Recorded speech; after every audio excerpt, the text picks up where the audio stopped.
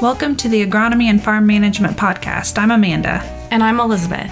Thanks for joining us today. Today we are gearing up for the 58th Farm Science Review. It starts next week, the 22nd through the 24th. And I'm sure you've heard this year it's going to be virtual, like a lot of things in our lives these days.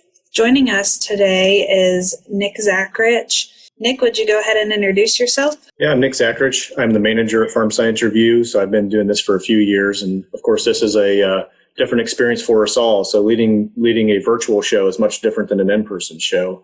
Our staff and our extension folks, our educators, everybody else in the college that really participates in Farm Science Review has to learn how to change and deliver things virtually as well. And that goes for our exhibitors. So changing to a virtual show is not an easy task for many people. And we'd be able to overcome some of those challenges to be able to bring some education and content to producers and farmers and folks in the agricultural industry out there this year. So since we can't have an in-person show, we wanted to have something rather than nothing. And while we'd rather be in person, this is a great alternative and helps us keep us safe at home and off each other's, farming operations. There's a lot of people coming from many different areas as visitors, but also the company reps and folks are coming from all over the world. So keeping everybody safe is the best way to handle this year, and doing it virtually, or at least provide some opportunity for us to learn what's new in the industry.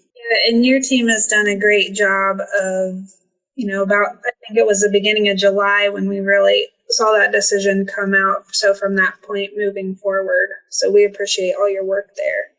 Yeah, thanks. We've had, a few weeks to plan about that. And we were going to be making things a little bit more virtual, shall we say, this year anyway, if we were going to be in person to provide more opportunity. So we had already, kind of set the stage of how a lot of this transition was going to happen. So it was more than just a 2-month process, planning wise, but there was a lot of changes going from a partially digital show to a fully virtual show. So there's a lot of changes there. Our staff is, of course, excellent at what they do and have caught on very quickly to accommodate what we're about to experience here this next week. I know one thing I'm excited about is that my feet are not going to hurt nearly as bad at the end of the day with this virtual show. I'd say I know a lot of people that say that they wish they had the show to work off some of their COVID pounds. So I think there's probably a little bit of people experiencing emotions both ways. Glad that their feet aren't going to hurt, but then also wishing they had it so they get a little bit of exercise. Yeah, no, I'm really excited, but also disappointed at the same time. This is something we all look forward to every single year. But I'm really glad that we still have the opportunity to get together, even though it's going to look a little bit different. So could you explain to our listeners what this virtual Farm Science Review is going to look like? I'd love to. And everything starts at our homepage. So if you either Google Farm Science Review, do some kind of internet search for Farm Science Review, our website is fsr.osu.edu. And if you go to our website, that's where it's all going to start. So there's a graphic there to help navigate into the show software, and also some additional information. There'll be a few messages there from leadership, here in the college and Farm Science Review. So there'll be some things to see there, and we'll be announcing our Farm Science Review Hall of Fame inductees for the year, which will be honored next year at the same time as the 2021 inductees, so that we can't physically hand them their award in person. But we do want to honor them this year since they were awarded the distinction of Hall of Fame for Farm Science Review this year. So those will be announced. And going into the show software, so if you click any of those boxes on the top, there's several different options. In the red big box there, the gray are the options. So there's exhibitors and then different educational program areas within a lot of the extension things that are happening. There are other information from the college and university. So if you click those, any of those is going to navigate you into the show software. Once you get into the show software, you can click back to go back to Farm Science Review with the banner at the top if you wanted to use that navigation in the very beginning. Or you can also just navigate through some of the tiles, and there's several different ways to navigate. So we want to make it as easy as possible for everyone. So there's multiple ways to navigate to get to different places for you to find the things that you want. Many of the things inside there are keyword searchable. So there's a keyword search at the home and the show software for you to be able to keyword search both exhibitors and some of the educational spaces that are around the virtual site. So once you click inside the exhibitors, you'll get an exhibitor list. The featured exhibitors will have the most content. They're the ones most active in the show for this year. And we do have over 600 exhibitors, typically in an in-person show year. Not all of them will be able to participate. Some of the companies are able to pivot and change a little bit more easily and provide some digital content. Some companies are fortunately very busy this year, with sales and things that everybody needs, whether it's things that are changing in the landscape or just a lot of good people out there that are having some decent years. We've had a struggling weather season in a lot of different places, and animal wise, through COVID has been a challenge for a lot of people, but we still have needs. We still, as producers, we still have needs out there, and some of these company reps to change and do something completely different is too monumental to take on something new. So relying on old channels with telephone calls and calling on people that way, or working through emails, that's a pretty big step for some folks that are usually able to go to a show and see stuff in person. So the exhibitors that are participating, you'll find in that list, and the featured ones, like I said, will be the ones that will have the most content. Some will have videos, some will possibly doing some live content, and some will just have information to share in other digital means there. So go check out each page individually and see what they have.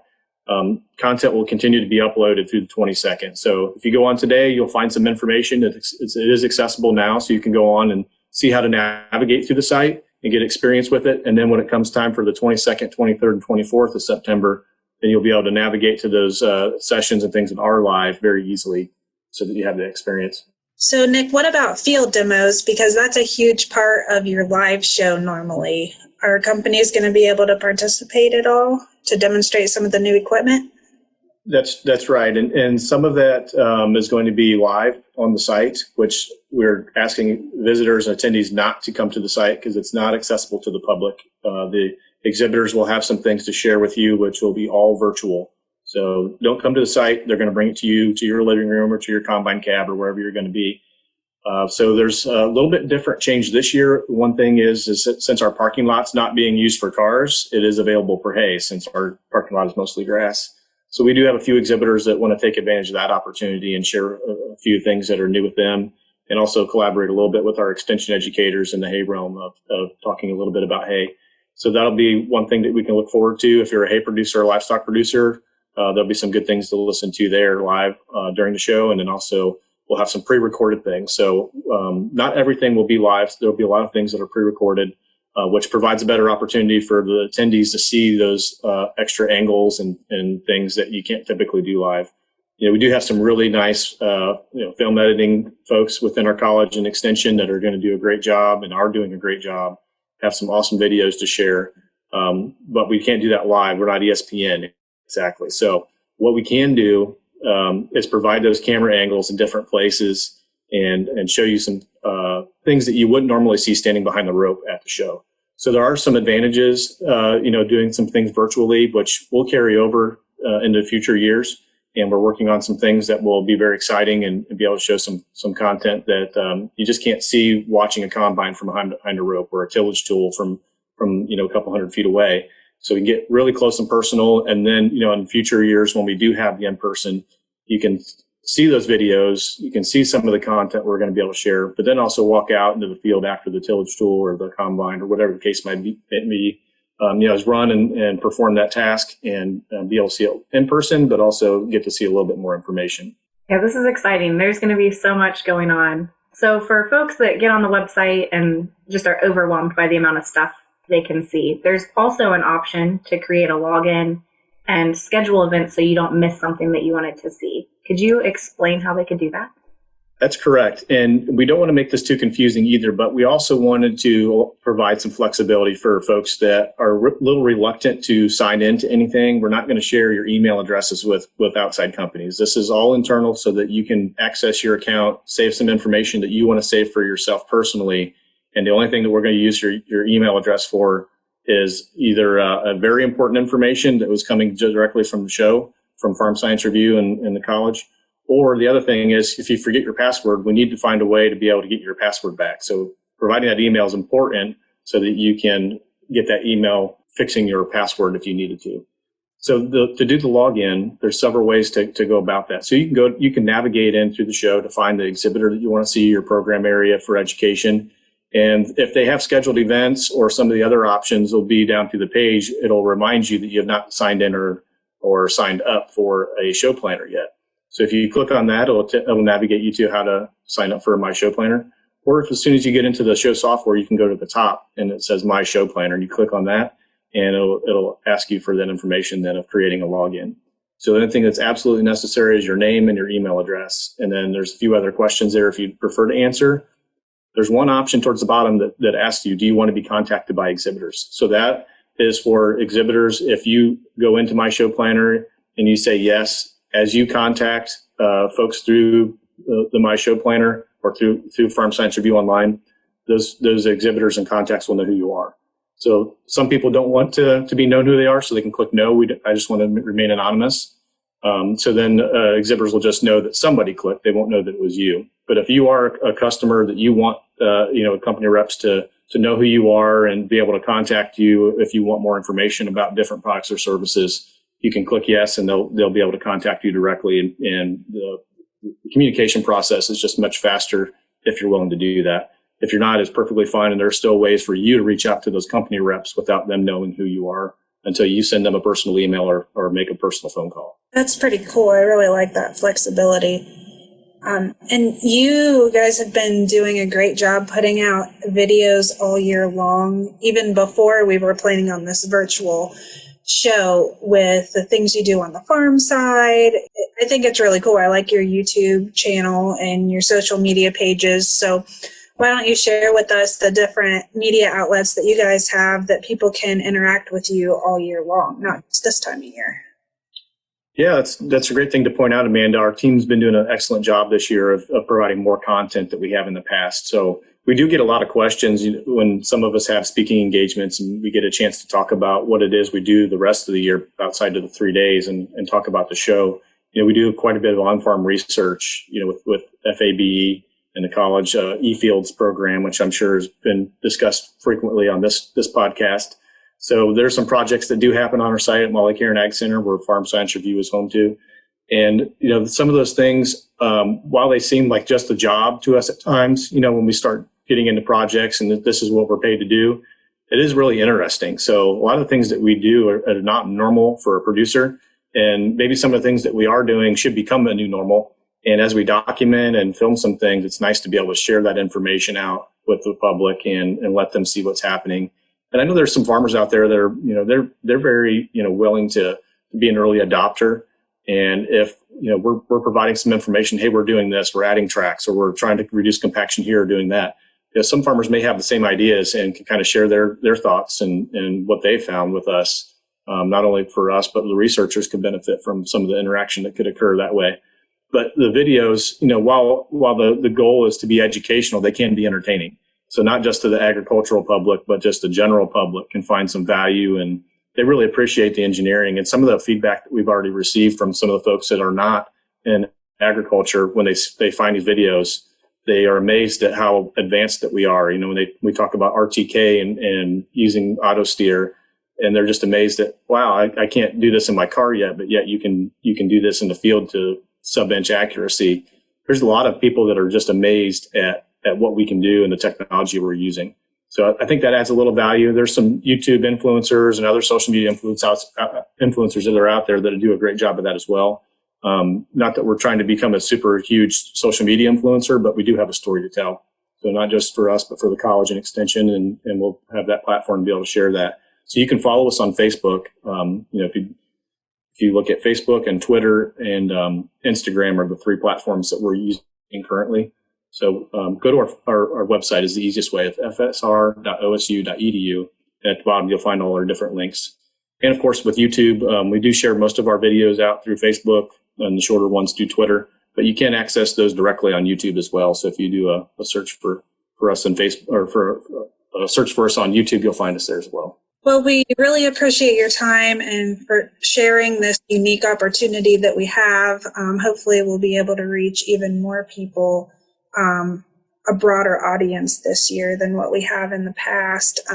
But we certainly are going to miss the in-person show, and we'll look forward to seeing everyone face-to-face, hopefully in 2021. Thanks again.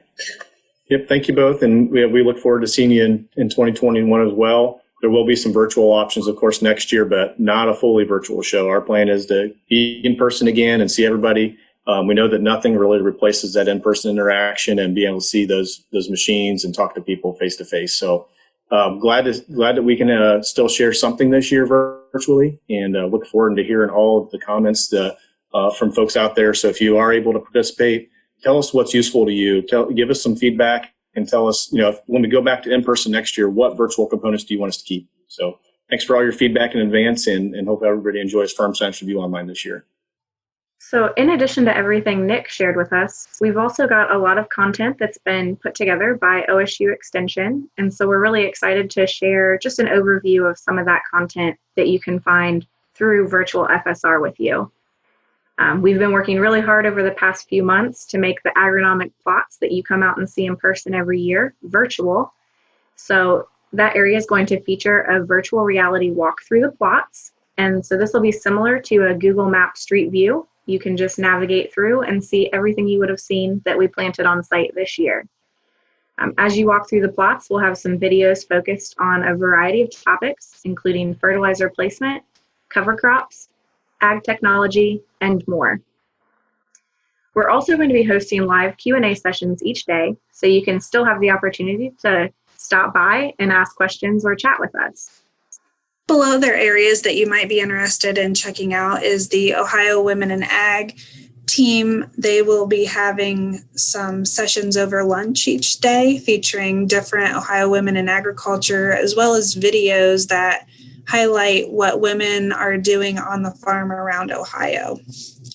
And then Ask an Expert will be back. I know a lot of you follow them fairly closely and like to see a lot of the presentations that they have.